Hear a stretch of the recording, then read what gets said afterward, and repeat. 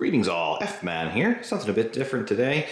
Returning to the channel for the first time since, I think, 2016 when we did a proper review of this thing. This, a Wilesco D455 stationary steam engine.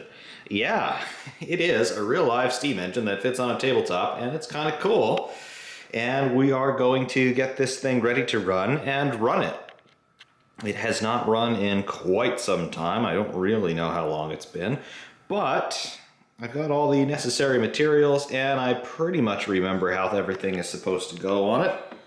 Meaning that there's got to be a fire in this box underneath this cylinder, which is a boiler, which needs to be filled with water. Not filled with water yet, but it will be shortly, which will then convert that water into steam through that pipe down into the cylinder, which is right here. And then that will convert that steam pressure into mechanical force that will exert a torque on that crankshaft and rotate said engine. So that's what we gotta do. So let's see if we can get this thing ready to run.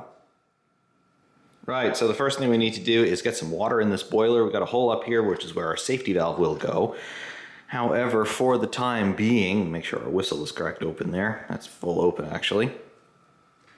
And we will pour some water into here. This is not rubbing alcohol. This is now distilled water inside here, because pouring rubbing alcohol inside of a sealed pressure vessel and then putting a fire underneath it would be utterly disastrous.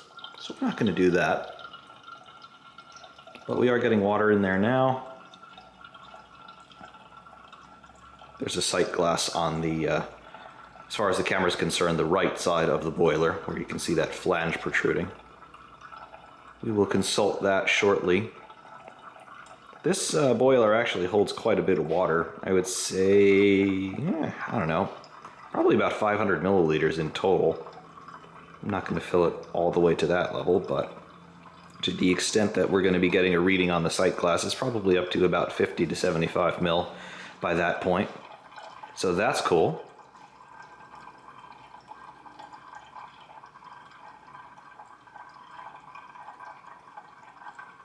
Let's see where we are. It's going to be difficult without any light directly shining on the sight glass. We might be able to remedy that situation presently.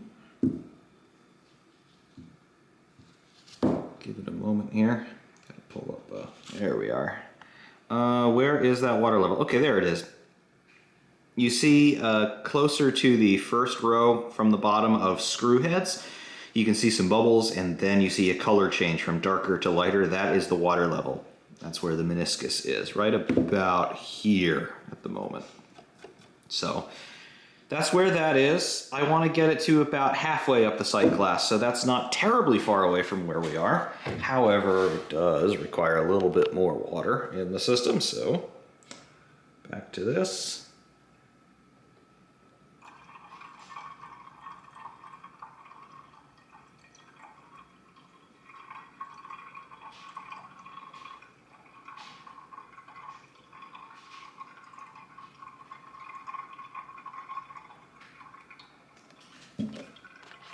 Let's see. Where does this bring us? All right, perfect. Actually, a little bit better than perfect, but no problems. So that's where we are. Remove our funnel. And this here, this is our safety valve. I have oiled this off camera, but it's just a poppet valve. And it's set to lift at about 20 PSI. Or 1.5 bar, so you can do your math there to convert bar to PSI. 14.7 is your conversion factor there. But yeah, so water's in the boiler. Safety valve is installed on top of the boiler, which now seals this pressure vessel. Our whistle is open for the time being. Doesn't really matter at this point. This lever here is our throttle. This is the regulator valve. It's a ball valve that's directly into the steam pipe, and that will control the admission of steam into the cylinder. It's a double acting cylinder, meaning that for every stroke from top dead center to bottom dead center, we have a power stroke. And then from every stroke to bottom dead center to top dead center, we have a power stroke. So we get 2 power strokes per revolution, which means that for the most part, for all intents and purposes, this engine is developing power more or less constantly. So that's cool. It also means that theoretically it can be self-starting. I'm going to start it right about here from this position. So hopefully we'll be getting a power stroke moving down to bottom dead center, and that should start the engine. However, in the meantime, there's going to be a lot of compressed water because as the steam starts to form inside the boiler, it's going to condense through these room temperature pipes and the room temperature steam chest here through this side of the engine. So that's going to be a thing which may or may not put it into hydraulic lock. We'll see how that goes. In that case, we'll have to spin the engine over from the crankshaft manually. But for the most part, it should be good. We should be pretty much ready to go. So generally, the controls that we have here, safety valve is completely passive. If the pressure in the boiler exceeds, again, about 1.5 bar, it will lift like so and relieve excess pressure in the boiler. Our whistle, full up on the handle here is the open position, and then closed is 90 degrees down in either direction, really. The whistle is something that you really don't use very much on this engine because it exhausts straight down onto your fingers, so that hurts. We'll close the whistle when we're firing the boiler. And then this is our throttle. Closed is actually about here, and full open is vertical. So we'll be using that. The fitment on this handle is actually quite loose. It spins very freely right now, but as things heat up, everything will expand a bit, and then this throttle will become a little bit more secure in its fitment. So that's cool. Beyond that, we have an oiler cup right here on the engine. It's been filled with oil already. So that will inject oil into the cylinder as it is reciprocating. And then obviously we've got our engine parts, piston inside here, and then we have our crosshead linkage there on the connecting rod to the crankshaft. And basically, that's about it. Very simple. It's all right in front of you. The engine can run in either direction because it is double acting, so it doesn't really care which direction it's running. And then out the bottom here, this is our exhaust. This is where all of our used steam will exhaust, and then it will exhaust into this collector catch can here. This is for our condensed water and oil that'll be purged through the cylinder, particularly as it's starting. Beyond that, we have got our firebox right down here, and then our burner tray. We've got some SBIT fuel tablets to burn in this thing today. And then that's going to be about it. Last thing to put onto the engine is this, looks to be brass, I guess, chimney, which goes over top of the engine like so, because down the center of the boiler is a flue, which carries all the exhaust gas from the fire all the way up to the boiler, so we heat it more efficiently that way. So that's cool. We'll get a fire going in here momentarily, and we'll get this process underway.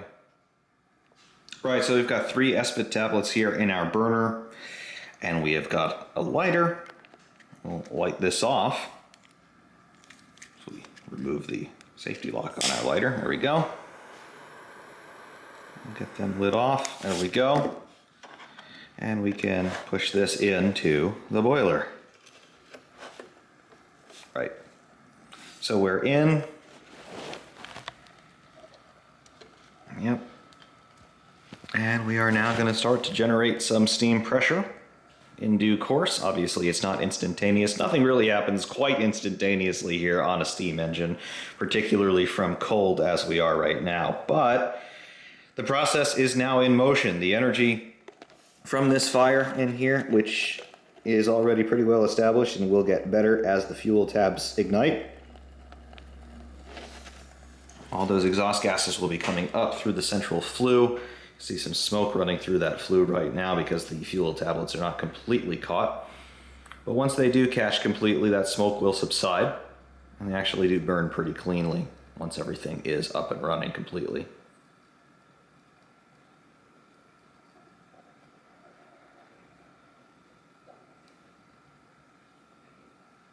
Yep, so they're just getting there for the moment.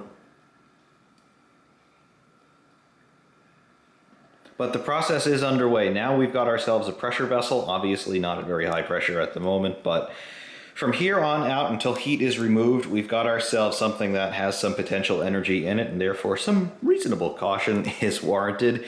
Obviously, we're not talking about anything near the 200-ish PSI that you'd get from like a steam locomotive, for example, but you know, you've got a decent sized hand grenade on the table once this thing is up to temperature, so don't do anything stupid with it, but for the most part, it can more or less be regarded as a toy, because that's basically what it is. But we've got the fire going. That looks fabulous at this point. And now we're just going to be waiting to start hearing some pops and bangs and hisses from the boiler as it starts to heat up. All right, so now starting to hear some hissing going on in the boiler. Our fire is still well established and doing what it's supposed to be doing. But we can also start to see some signs of boiling. There we go. See what's going on in the watch glass. I'd say a boil is just about to get itself established in there. Which means that before too long, we're going to be able to start to send some steam toward the engine and get some rotation going on.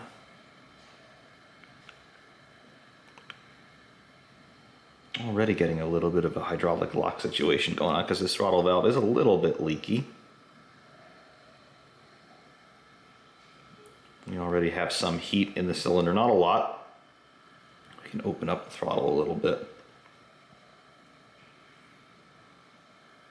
That'll get us some more heat moving toward the engine.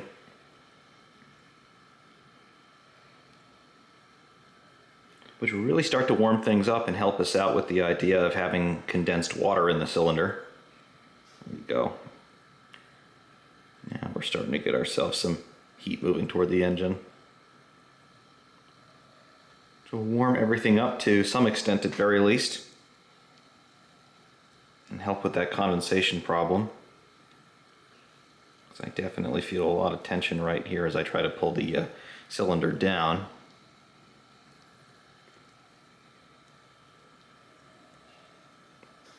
That's full open on the throttle, and the cylinder is definitely heating up now.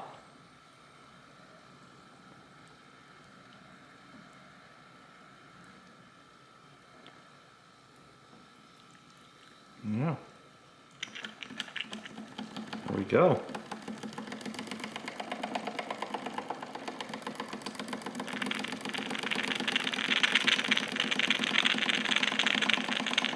Just like that, she starts up. How about that?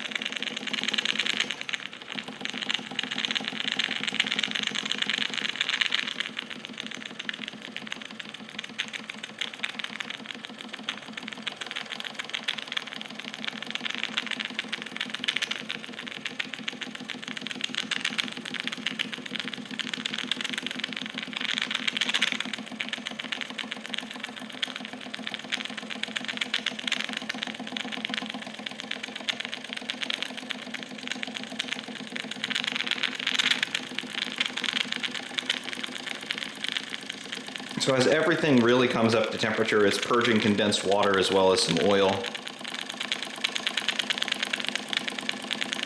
And you'll listen to the sound change a little bit as things heat up.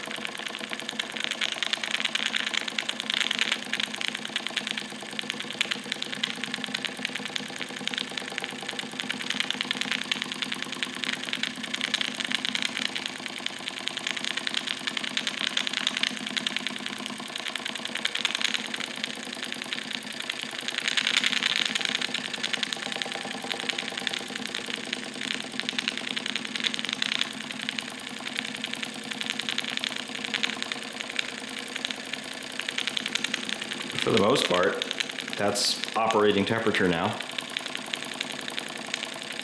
And that's how it's going to run. If we stop the engine, I can reverse its direction.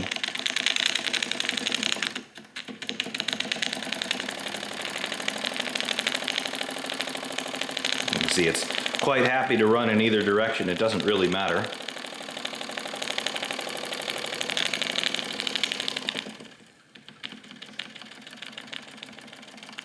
And then coming over top, you can see our valve gear actuating. It's right there.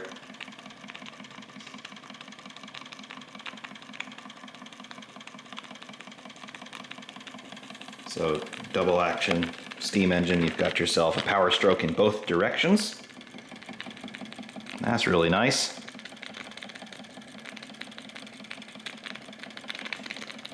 And you can see how the crankshaft is hooked up to an eccentric linkage which is connected to the valve gear there, and that allows the admission and exhaustion of steam from either position. Obviously that position being the position of the piston in the cylinder.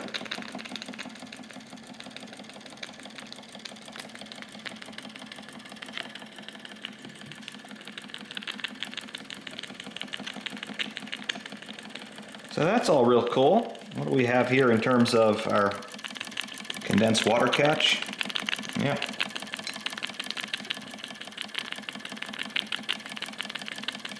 That just fills up gradually as things go along.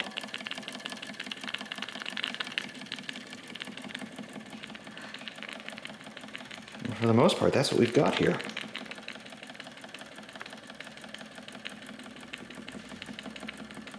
How's our fire doing?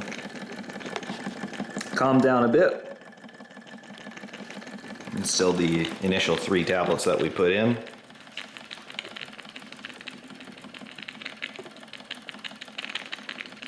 But yeah, she'll just very happily tick over like this for as long as we've got fuel in there. Fuel will run out long before water does, and that's what you want, because if you have fire in that firebox while you are running low, if not completely out of water, you've got yourself a very bad situation potentially, because as the last bits of water boil off, obviously when water boils it expands exponentially. Pressure is going to build very quickly in that boiler to the point where it can probably not accommodate it anymore, and you could get yourself an explosion. Again, a decent sized hand grenade on your table. It's not what you want right in front of your face, so just be mindful of that. But we got plenty of water in the boiler, and the fuel will run out long before the water becomes a concern. So that's what we have here. Really, really cool. If we want to, we can stop the engine. And it stops very nicely. With everything warmed up, it should be self-starting. There you go.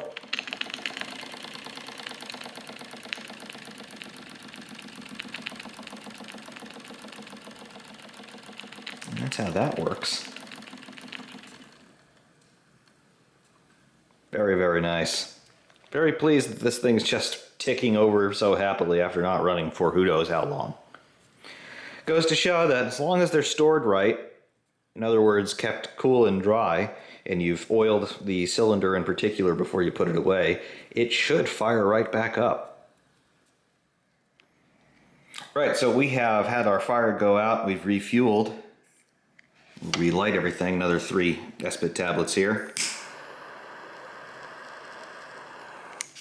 Get them seated into the firebox.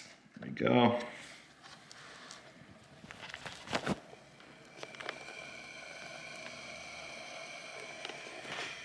And immediately you can hear that boiling start up again because we're all warmed up now, obviously.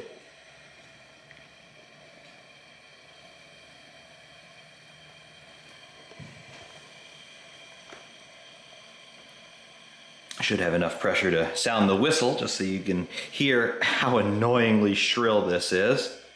And it does basically burn you every time you actuate it.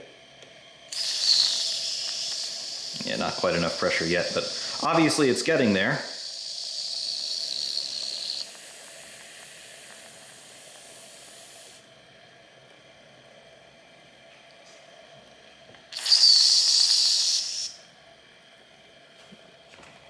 And that will get there very shortly.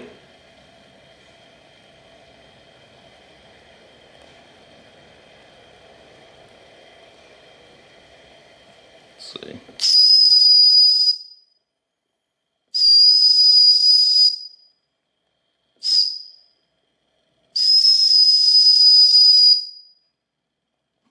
FRA crossing signal for you.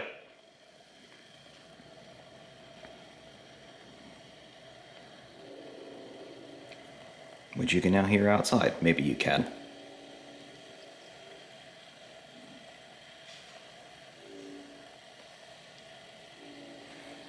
Got some bubbling and dripping here at the regulator junction again on the steam valve, steam pipe rather. And in the meantime, between refueling and relighting, we also re-oiled our cylinder. As I'll show you what we have in terms of high-speed capability. Don't like to run them that fast, but this thing can actually rev very high.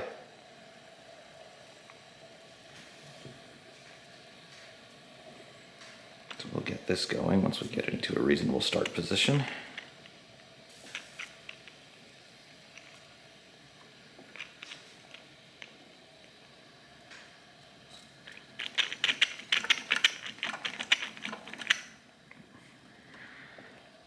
Just there, it was running at 0 RPM. How about that?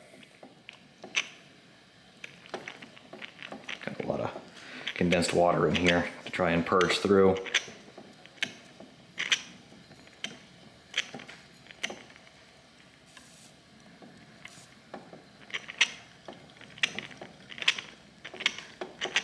This is where cylinder cock would be very helpful.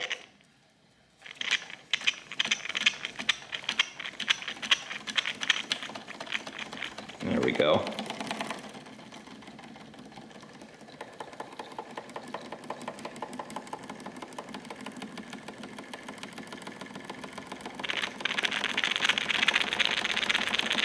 Let that come up to temperature.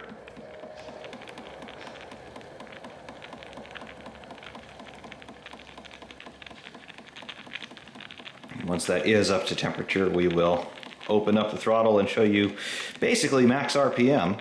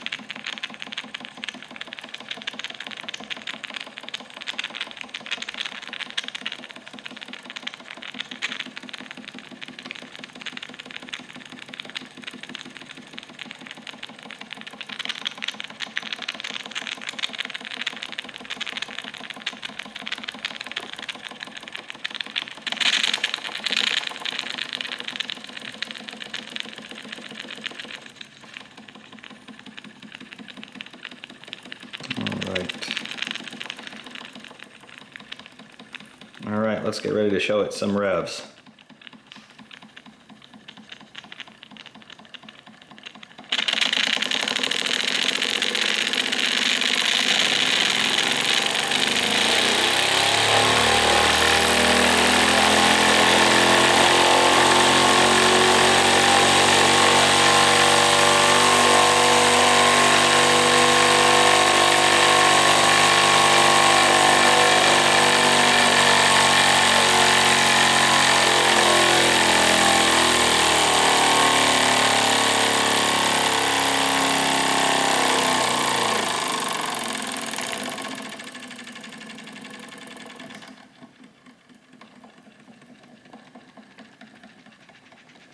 So yes, you can see what it can do, and it throws oil all over the place when you do that, obviously, because it is a total loss lubrication system.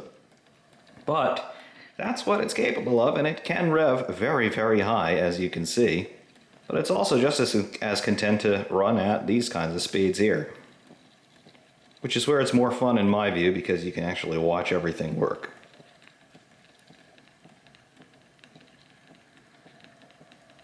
But it is all very good fun, I've got to say. It's all just an exploitation of natural principles. Fire, we're all familiar with fire. Water, we all need water to survive. You combine them and now you've got an engine, which is really, really cool, I've got to say.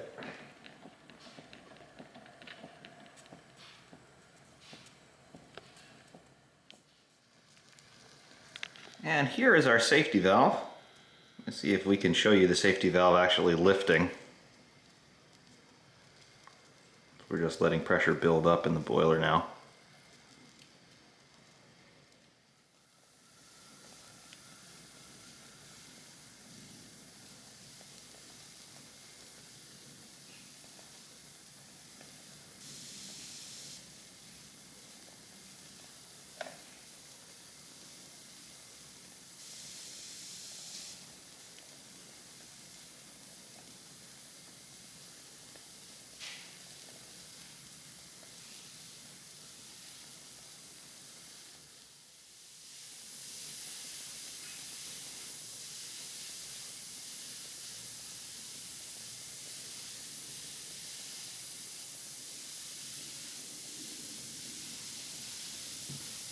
Well, safety valve has definitely lifted a bit. Not particularly dramatic as I thought it might be, but we are venting steam now out of the safety valve. You might be able to see some coming out there. There we go, to the right of the safety valve.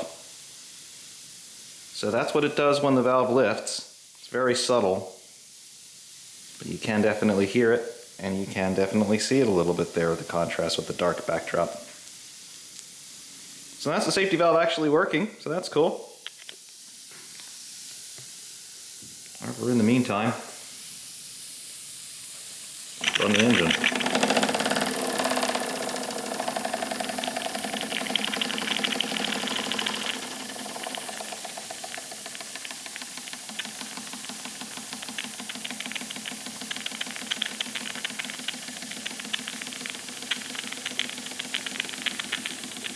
Very, very nice.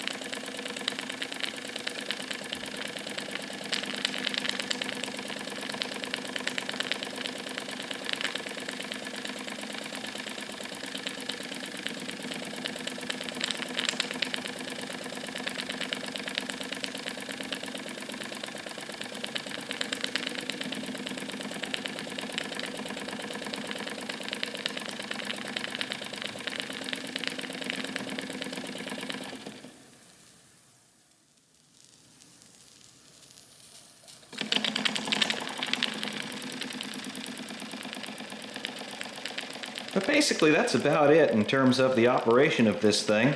We are about to run out of fuel, so the fire's about to go out and we're starting to get low on water anyway. So it's about time for us to start thinking about shutting this thing down. So in order to do that, what we will do is we will shut our steam supply to the engine down, which will stop the engine. As you can see, our fire is just about getting ready to burn out.